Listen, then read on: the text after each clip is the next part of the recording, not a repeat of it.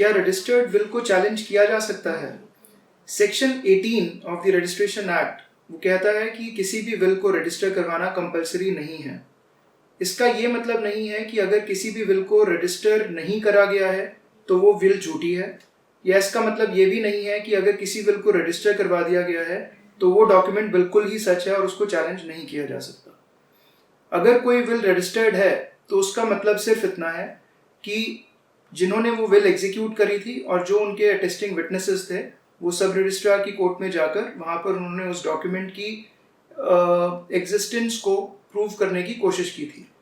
But उसके क्या contents रहे, क्या वो सिग्नेचर्स जाली थे, क्या वो सिग्नेचर्स अपनी मर्जी से किए गए थे, कोई फ्रॉड नहीं प्ले हुआ था या किसी तरह की फोर्जरी इन्वॉल्व नहीं थी, इन सब ग्राउंड्स पे एक रजिस्टर्ड विल को भी चैलेंज किया जा सकता है। इनफैक्ट अगर कोई विल बाद में रजिस्टर होती है और उससे पहले एक और पहले भी कोई विल थी तो बाद वाली विल को तवज्जो दी जाएगी,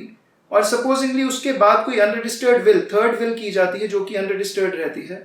तो जो बाद वाली विल होगी again that will prevail over the first will. So registration of a will is not compulsory, but also at the same time ऐसा नहीं है कि अगर विल रजिस्टर्ड है तो उसको चैलेंज नहीं किया जा सकता, उसको बिल्कुल चैलेंज किया जा सकता है। हाँ, बस ये बात ध्यान रखने वाली जरूरी है कि अगर आप विल को चैलेंज करने का सोच रहे हैं तो आप उसको जल्दी से जल्दी चैलेंज करिए। यानी जब भी विल के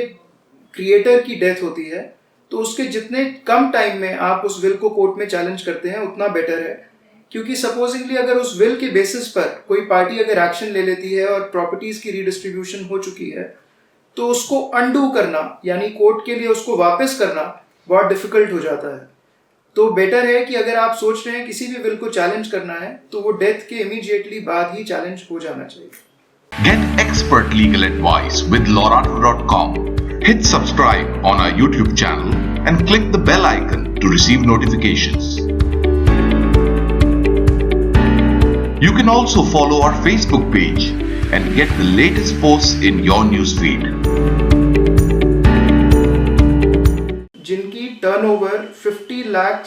से कम 50 करोड़ से, और